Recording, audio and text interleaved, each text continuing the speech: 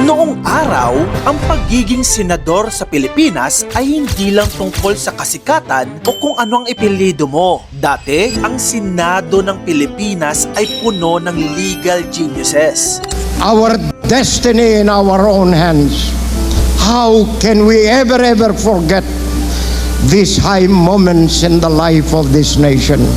Ngayon na nagmistula ng sirkos ang ating Senado at tila na puno na ito ng mga payaso, tara, kilalanin natin ang greatest Philippine senators of all time.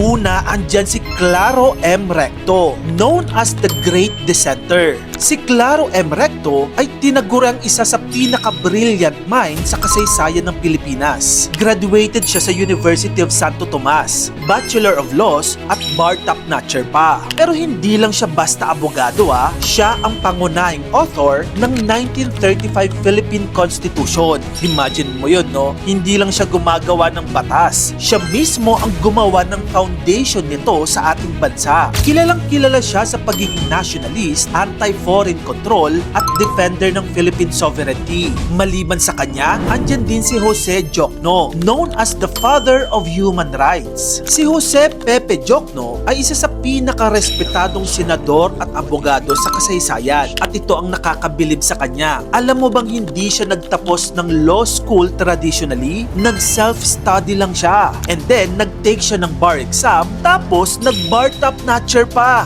Opo, self-study pero top-notcher. Bilang senador, si Pepe Diokno ay kilala sa kanyang integrity, pakikipaglaban para sa human rights, at pakikipagdigma sa abuse of power. Noong martial law, ikinulong siya without charges. Pero imbis na matakot, lalo siyang naging simbolo ng paglaban para sa demokrasya. Ngayon, ipinagpapatuloy ng kanyang anak na si Chel Diokno ang kanyang naiwang legasiya. Andyan din si Lorenzo Tañada, known as Grand Old Man of Philippine politics. Siya rin ang longest-serving senator sa Philippine history with 24 years in the Senate. Nagtapos siya sa UP Diliman. Nag-aral din siya sa Harvard University. Literal na may academic weapon. Si Lorenzo Tañada ay kilalang nationalist at defender ng Philippine independence. Isa siya sa may pinakamalakas na boses laban sa korupsyon, dictatorship at foreign military bases. At kahit matanda na siya noon, sumasama pa rin siya sa mga protesta. Imagine mo, senior citizen pero nasa kalsada pa rin nakikipag-rally. Andyan din si Jovito Salonga, known as one of the greatest legal minds in Asia. Nag-aral si Jovito Salonga sa UP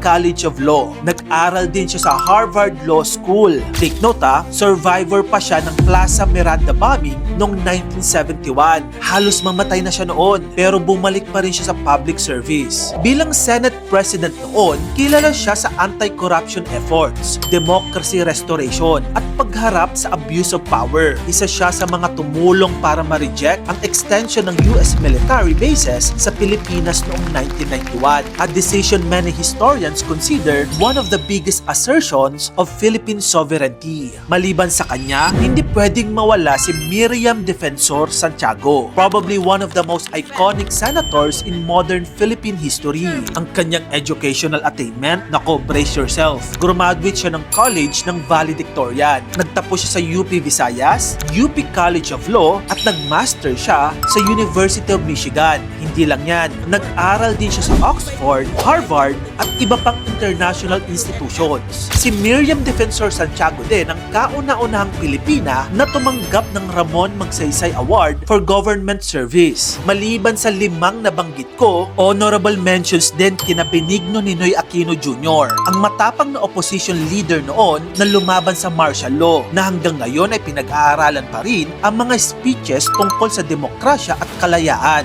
Honorable mention din si Blas Ople, tinaguri ang father of the Philippine Labor Code na malaking dahilan kung bakit may labor protections at OFW policies tayo ngayon. Andyan din si Juan Flavier, ang doktor ng masa na nagpasikat ng Let's Do It.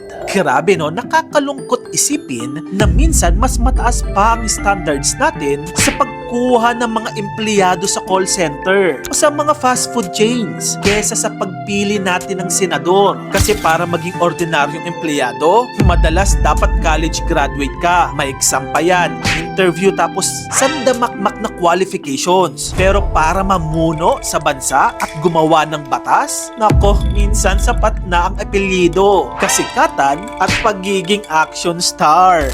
Sarap ng buhay. Ganito tayo palagi, ha? Baka nga ito ang pinakadelikadong parte. Kasi habang ang ibang bansa ay scholars ang mga niluluklok, tayo dito sa Pinas, entertainers ang ginagawa nating lawmakers. Kung gusto mo pa na magayto pang klaseng contents, dito lang yan sa channel ko kaya follow ka na. Mag-subscribe ka na rin sa aking YouTube channel. Yun lang, maraming salamat sa panonood mga kamagkano.